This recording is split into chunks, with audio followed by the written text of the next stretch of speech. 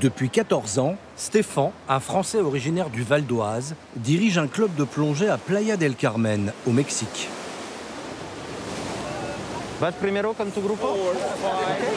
De novembre à mars, tous les jours, il accueille des touristes du monde entier en quête de sensations fortes.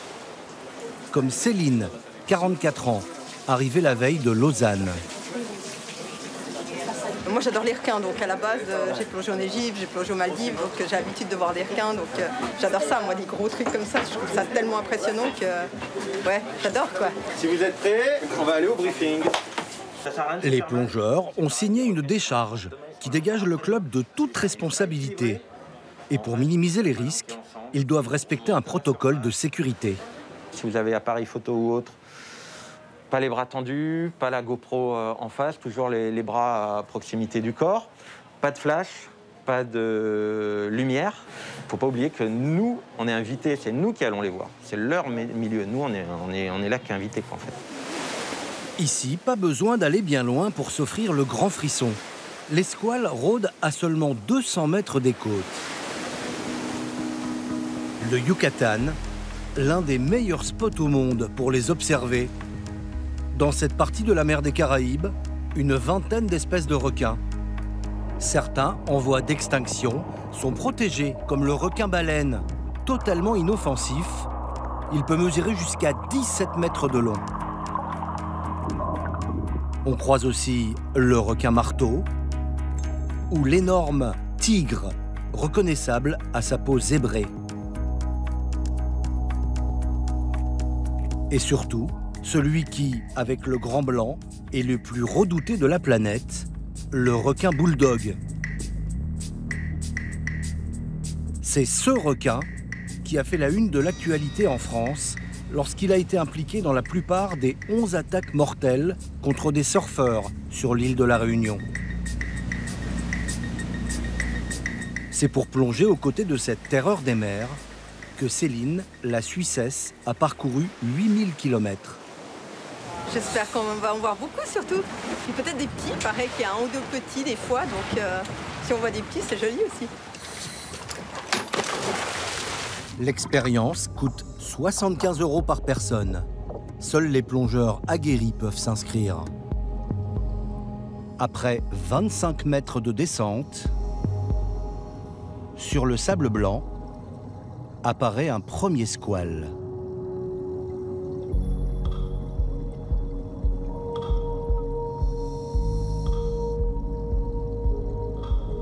Stéphane propose à la palanquée de suivre ce requin, car selon lui, les plongeurs ne courent aucun risque. Pas de signe d'agressivité de la part de ce poisson majestueux qui mesure entre 2 et 3 mètres. De nature timide, le bulldog ne s'attaque pas aux plongeurs dans ces eaux claires à la visibilité excellente. Le squale ne les confond pas avec son menu habituel, une tortue ou un autre poisson. Ils sont désormais plusieurs à entourer les plongeurs. Uniquement des femelles qui, chaque année pendant 4 mois, viennent sur ces côtes poissonneuses mettre au monde leurs petits dans les mangroves voisines. Alors comment c'était? Génial. Ah, ils ont passé tout près quoi. Il y en avait plusieurs, je sais pas combien il y en avait 4 en tout cas. Et il y en a qui ont passé vraiment tout près de nous. Ils venaient, ils repartaient, c'était génial. Excellent. Mission accomplie pour Stéphane le Français, qui en 14 ans d'activité n'a jamais eu à déplorer le moindre accident. C'est notre rôle à nous, c'est de montrer qu'en fait c'est un poisson comme un autre. Bien sûr qu'il y a des attaques, mais il ne faut pas en avoir peur plus que ça. Dans cette station balnéaire, on a construit tout un business autour des requins. En ville, pas moins de 80 clubs proposent ce type de plongée. Une activité qui génère chaque année 2 millions d'euros de chiffre d'affaires. Si Playa del Carmen est devenu un lieu incontournable pour les amateurs de squale, c'est un peu grâce à cet homme, Jorge Loria, alias Chino, 52 ans. Ce natif de Playa est passionné de plongée depuis sa plus tendre enfance. C'est moi, regardez mon masque. Ma première plongée, j'avais 8 ans. Mon père était prof de plongée. Ça, c'est ce qui m'effrayait. Je voyais ces requins morts, sortis de l'eau. Ma mère me disait, n'y va pas, il y a des requins.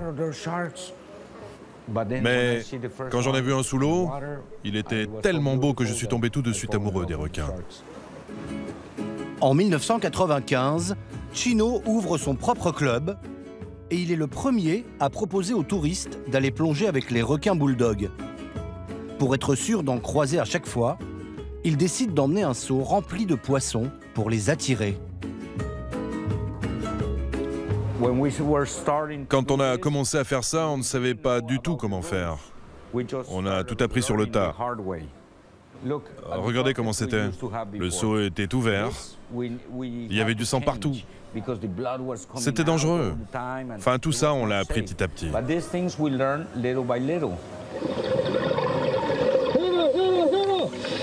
Année après année, Chino apprend comment se comporter face aux squales.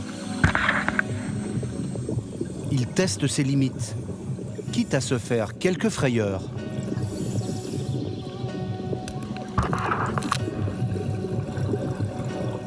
Un apprentissage qui a laissé des traces. On voit presque plus rien. C'était en 2009, il y a 12 ans. Regardez comme j'étais jeune. À force d'erreurs, comme ici, où le requin manque de lui arracher un pied, Chino a mis au point une plongée qu'il prétend sans risque pour ses clients. La plongée feeding, en français nourrissage. Une pratique controversée, accusée de perturber les habitudes alimentaires des requins, car ces prédateurs sont ici nourris comme des animaux domestiques. C'est dans un caisson hermétique que David, l'un des assistants de Chino, enfourne les morceaux de poisson. Ça s'appelle de la bonite. C'est de la famille du thon. C'est bien rouge, il y a beaucoup de sang. Les requins bulldogs ne mangent pas n'importe quoi. On leur a déjà donné de la dorade ou du mérou, mais ils n'aiment pas et ils recrachent. Chaque plongée nécessite 10 kilos de poisson. Il y en a trop, faut que ça décongèle. Chino sort 2 fois par jour, 7 jours sur 7 pendant la saison. Allez, Chiquito, envoie la sauce. Dans son bateau, jusqu'à 12 plongeurs. Prix du grand frisson, 150 € par personne. Tout le monde a ses bottes? Chino a plus de 2000 sorties au compteur. Et pour éviter les blessures, il a trouvé une parade, une combinaison en cotte de maille. C'est en acier inoxydable. Ça nous protège si le requin nous mord. La dent du requin ne pourra pas traverser. Vous sentez juste la pression, mais sans blessure. C'est quoi la principale qualité d'un nourrisseur? Déjà, il faut être un très bon plongeur, avec beaucoup d'expérience. Et il faut avoir déjà plongé avec ces requins, au minimum 200 fois. Et surtout, il faut une bonne grosse paire. Avec lui, 2 autres plongeurs en cotte de maille qui vont assurer la sécurité des clients du jour. Des Mexicains et des Argentins.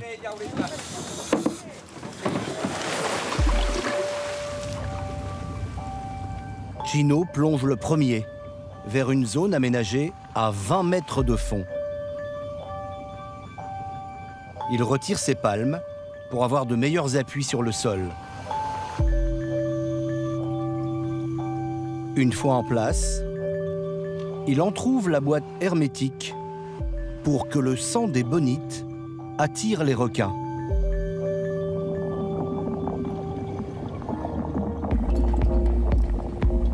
En moins d'1 minute, il est cerné par 4 bulldogs, excités par l'odeur des poissons.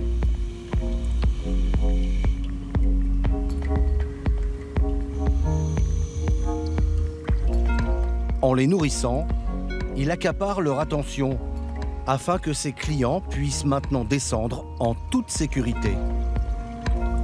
1, 2, 3.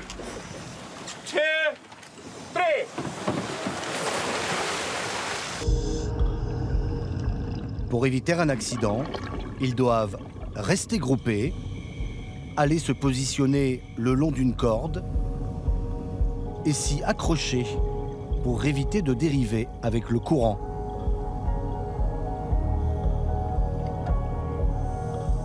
Tout est en place. Le spectacle peut commencer.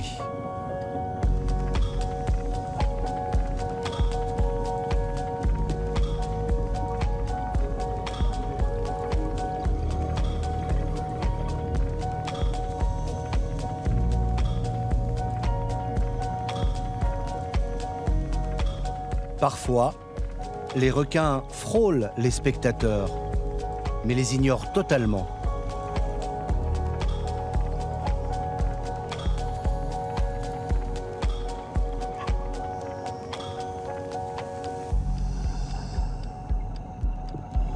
Soudain, une plongeuse lève sa caméra et son bras au-dessus du groupe.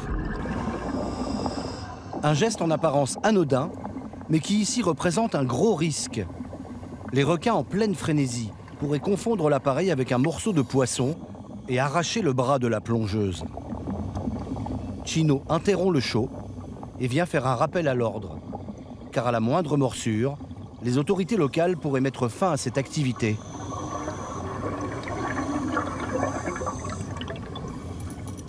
Au bout de 30 minutes, il n'y a plus de poissons. Le spectacle est terminé. Merveilleux! Incroyable! Ces animaux, supposés être si dangereux, et en fait ils sont... C'est un peu comme des toutous. Si vous les respectez, ils vous respectent. Retour au centre de plongée. Chino se défend d'exploiter ces animaux pour le simple plaisir de touristes en mal de sensations fortes. J'entends ça tout le temps, des gens qui critiquent. Chacun a le droit de penser ce qu'il veut. Mais grâce à cette pratique, on peut faire plein de choses, comme des études. C'est rare de pouvoir les étudier quand ils sont en vie. D'habitude, on les étudie une fois morts. Et là, on a l'opportunité d'apprendre des choses sur eux, sans les tuer. Il participe activement à un programme de marquage, des balises GPS qu'il insère sous la peau des squales. Ces opérations, appelées tagages, ont lieu pendant les sorties avec les clients.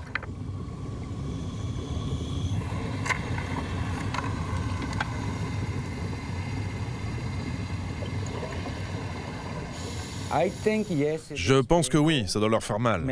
Une petite douleur, mais cela va nous donner des informations importantes pour leur protection.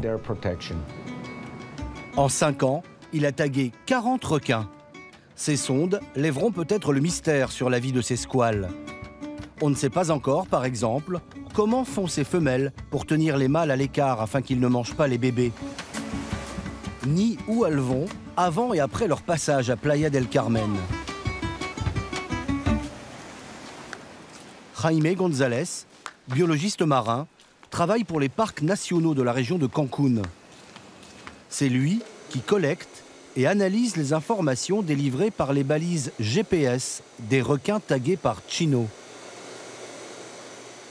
On a reçu un signal d'une de nos femelles qui nous a indiqué sa présence en Caroline du Nord, avant qu'elle revienne de nouveau à Playa.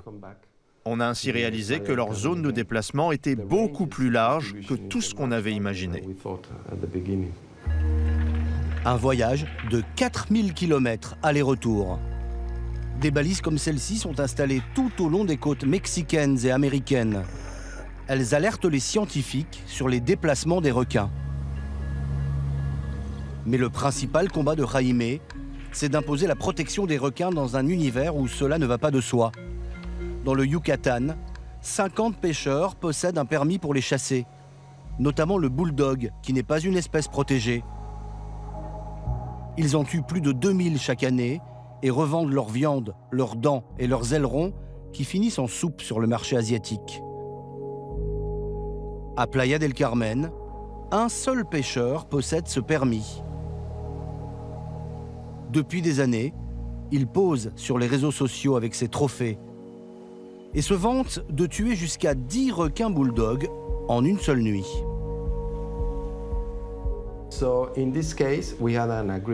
Donc avec lui, on a dû trouver un arrangement. Les clubs de plongée de la ville le dédommagent pour ne pas qu'il continue à pêcher le requin bulldog. On lui paye le manque à gagner et on maintient les requins en vie. Les associations de défense des requins estiment que ce tourisme fait vivre 600 personnes à Playa del Carmen. Messieurs, dames, je compte jusqu'à 3. 1, 2, 3.